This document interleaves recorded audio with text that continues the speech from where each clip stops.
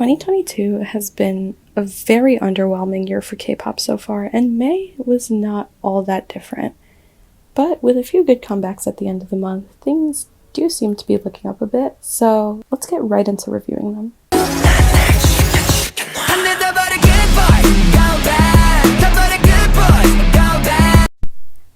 So first up, I want to talk about TXT's latest mini-album, Thursday's Child, with the title track Good Boy Gone Bad. I'm a huge fan of TXT's music. They've actually moved up to my semi-alts list in the past year, mostly because their discography is just that good. So I hate to say that this comeback kind of underwhelmed me. I can't seem to figure out where to fit this album into TXT's discography. The album's full title is Minisode 2 Thursday's Child, which would suggest that it's a sequel to Blue Hour, but the two albums could not be more polar opposites. But if we consider it a step forward from their last few comebacks, it doesn't really feel like a natural progression in sound. If you know me at all, you'd know that I love pop punk, and 0x1 Love Song, however you say it, is my all-time favorite TXT song. I enjoyed Loser Lover as well because it made sense as a follow-up to Love Song, as they leaned a bit more into the emo style. At first I was excited to see how TXT would take this emo concept to new heights with something even darker, but Good Boy Gone Bad's edginess almost feels kind of forced. Good Boy Gone Bad seems like it's trying a bit too hard to be emo, especially with the repetitive Good Boy Gone Bad line that is just kinda cheesy. It's less like an emo-inspired song and more like a 4th-gen K-pop boy group song with an emo exterior. It gives me the idea that they couldn't decide between sticking to the pop-punk sound or going for something more traditionally K-pop, so they just tried to have the best of both worlds and it fell a little bit flat. It's not even a bad song. It might sound like I'm hating, but I actually like it, and it's growing on me the more I hear it. I really like the instrumentals and the haunting pre-chorus and the whispering. I'm just being critical because I have really high standards for TXT considering the rest of their discography is so good. As for the B-sides, Trust Fund Baby wasn't anything that Anti-Romantic didn't already do better, and Lonely Boy was kinda boring. However, I really enjoyed Opening Sequence and Thursday's Child Has Far to Go. Both of those songs were amazing. Opening Sequence is angsty in all the right ways, and the performance on their comeback show just made me love it even more. I've been trying to get more into the TXT universe lore lately, and I think it would be amazing to get a lore-heavy music video for this song like we did with Frost from the last album. I love the upbeat, optimistic energy of Thursday's Child Has Far to Go. It's a great way to close an otherwise moody album. Overall, this is a decent comeback, but probably not something I'll be going out of my way to listen to very often. What you looking at? What you looking at? What you looking at? What you looking at?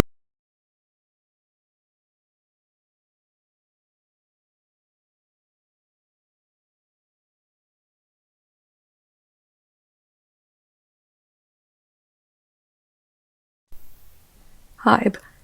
Why wasn't Blue Flame the title track? Explain this right now. What was the reason? What was the reason? What was the reason? In all seriousness though, LE SSERAFIM is a group that I've really been looking forward to. It's nice to see the IZ*ONE members finding their own paths after disbandment, and I also miss gfriend a lot, so I was excited to see Hybe debut a new girl group to hopefully fill the void that they left behind. Based on this debut, it seems like LE SSERAFIM is a group with a lot of potential that Hybe isn't using to its fullest. In the past year or two, it seems like Hybe has grown a little too comfortable in their position as a top company. They haven't been putting enough effort into maintaining the quality of music that made them this successful in the first place. Even the short runtimes on all this album's tracks are clearly optimized for streaming. It's really obvious that Hybe is just using their company name as well as Sakura and Jeon's names to make the next successful girl group, without much regard for actually creating their own group identity. Debut songs are supposed to be attention-grabbing, and Fearless could hardly hold my attention for only 2 minutes and 48 seconds. It's well-produced, as expected from a Big Four company, but it lacks personality. There's no sense of progression in the song, and the anti-drop just makes it feel repetitive rather than adding an extra flair. We already know that LE SSERAFIM has good singers, just listen to Yoonjin, but there's nothing vocally interesting enough to make up for the basic instrumentals.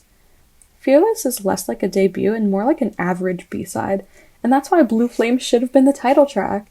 Seriously, the B-sides on this mini-album very much outshine the title track. The World Is My Oyster works very well as an intro. It's interesting how they incorporated all their different languages. Blue Flame gives us much more dynamic vocals and an addicting chorus, while The Great Mermaid follows it up with an even more energetic sound that kind of reminds me of Itzy for some reason. As a whole, this is not a bad debut album, there's just a lot missing from it. LE SSERAFIM seems like a talented group, I just hope that HYBE doesn't let that talent go to waste.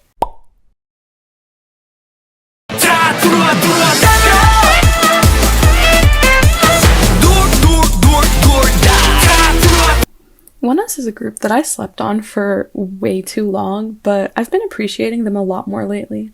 I was always aware of their existence, but I started getting more into them early this year. Then I ended up sort of impulsively going to their Blood Moon tour because my friend was going, and I just fell in love with their energy and performance style, so they were permanently added to my stan list after that.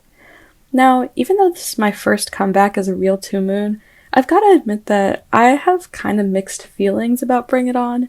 It's prompted a lot of comparisons to their earlier song No Diggity, which is understandable since the two songs are very similar, but dare I say No Diggity did it better? I know there's a lot of No Diggity haters out there, but I think it's great. It's a quintessential noisy boy group song. It's just the right amount of annoying and in your face while still being a fun and enjoyable listen. Bring It On tries to replicate this energy, and it kind of works, I guess, but not as well. I liked it a lot on first listen, but the more I hear it, it starts to feel overwhelming. All the ideas are there, but I think it could have been executed better. I like the circus concept for the music video, but the CGI makes it feel cheap, especially in comparison to some of their gorgeous MVs like Come Back Home and To Be or Not to Be. While the song is catchy, the structure is kinda messy. The chorus and the post-chorus don't fit well together, and it starts getting repetitive in the last minute or so. It seems like rough transitions between sections of a song is becoming a trend in K-pop, and I hate it. Thankfully, Oneus gave us a pretty solid mini-album with some good B-sides, my personal favorites being Firebomb and Mr. Wolf. I already see Mr. Wolf becoming the standout fan-favorite B-side on this album. It's got this fun, quirky sound that we haven't really heard from them before. My thoughts on Oneus' Trickster are really similar to that of Thursday's Child. Neither are bad comebacks by any means, I'm just more critical than I'd normally be because these are really good groups that I have high standards for.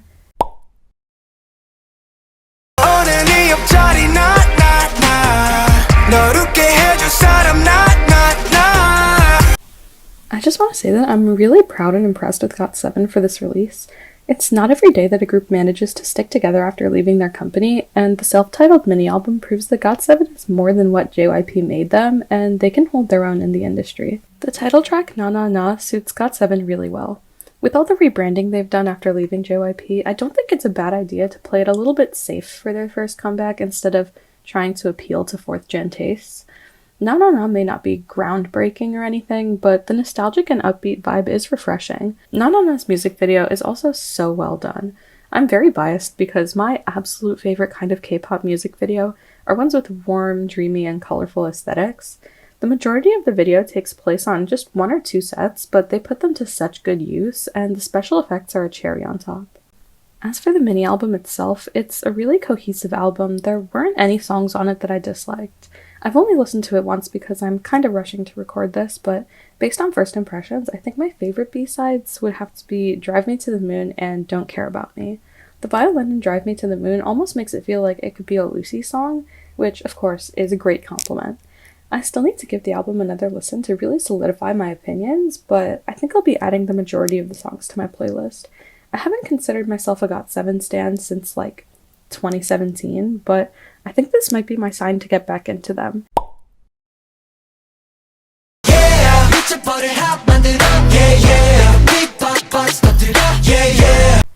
Not long after Glitch Mode, NCT Dream has already come out with their second album repackaged with the title track Beatbox, and honestly, it surprised me. NCT Dream in general has been surprising me lately. I've never been the biggest NCT fan, but honestly, I think NCT Dream's music is improving. I actually kind of enjoyed Glitch Mode because it definitely falls into the more weird and experimental side of NCT music, but it isn't as unlistenable as some songs like Sticker. And I think it's a really good idea for NCT to follow that up with something that's a little bit more fun and refreshing, and that's what Beatbox is. It's just a fun song. If I'm being honest, the only part of the song that I didn't really like was the beatboxing post-chorus, which is really ironic considering the title is beatbox. I don't know what I expected, but the vocals sound really good and the chorus is so catchy. It's all just a really refreshing listen. I also think this song released at the perfect time as we begin the summer, because the whole song and music video just give this hanging out with your friends on the last day of school vibe, and it's kind of nostalgic in that sense. It's just so much fun. There's nothing to dislike about it. Now, before I talk about my favorite comeback of the month, here's a lightning round of quick one-sentence reviews of comebacks that I didn't get to talk about in full detail. 비켜라 비켜 전부 비켜라 비켜 전부 비켜라 비켜 날 내게 이끈 gravity 선명해지는 chemistry 너로 완성된 favorite 너의 맘속으로 가득히 왔네 눈부신 나는 flashlight 아리아리야 아리아리야 날 가둬왔던 너를 벗어줄게 가볍게 거꾸로 돌려 모든 걸 위아래로 upside down 온 세상을 뒤집어 놔 흐르는 네 느낌은 cool 소리쳐 아야야야 번쩍거려 what I do 나답게 아야야야 1, 2, 3, let's go 날 금지 sugar pop 어디든 내게 말해봐 한 발 더 다가와 말해줄래 take it tonight 난 너 없이 잘 살 수 있어 내가 하고 싶은 거 다 하면서 너 따위 없어도 운명의 샘에 내일을 걸어봐 우리는 drop it like hot hot hot 어제 I'm feeling so hot 노래 버리 like hot hot hot hot I've seen a lot of fans say that 17's music has declined ever since Pledis was acquired by Hybe, but I could not disagree more. Their first comeback under Hybe was Left and Right, I believe, back in 2020, and sure, Left and Right wasn't that good, but we got a very solid mini-album to make up for it. Ever since then, we've gotten Home Run and Rock, some of my favorite title tracks by them, as well as Ready to Love and plenty of good B-sides across these albums. 17's sound has definitely changed over the years, and even though we'll never return to the days of Pretty You and Very Nice, I don't dislike the direction they've gone in. Honestly, I think this new album, Face the Sun, may even be my favorite comeback of the month. I don't know if I would call Hot a noisy song in the typical K-pop sense, but it's definitely a lot to take in at first. The auto-tune is excessive, sure, it isn't really helping the song in any way, but it doesn't ruin the listening experience for me either. I think it blends in well enough with the overall energetic vibe of the song that I can kind of just ignore it. The song wastes absolutely no time getting into it, starting off with Mingyu and Vernon's back and forth rapping, followed by Minghao beatboxing, which is just so much fun. The chorus is not as explosive as I expected it to be. It's almost like an anti-drop, but it pays off in the post-chorus, and there's just so much confidence and style in their delivery. I also really like the sort of Western inspiration in the bass line. I think it really helps Hot to stand out from other energetic boy group songs of its kind.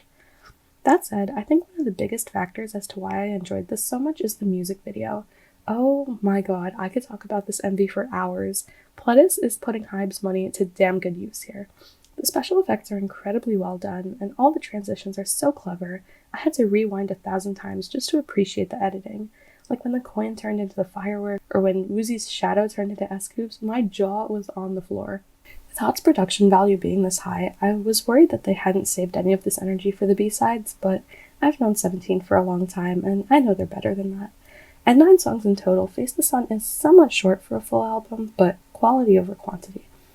My favorite B-side has got to be March. I really like the rock-inspired sound. I liked almost every song on the album, and that is so rare these days when so many K-pop albums are just full of indistinct filler B-sides. After a month of many mediocre comebacks, I'm really glad 17 was able to bring something new to the table. And that's the end of this video. Thank you so much for watching.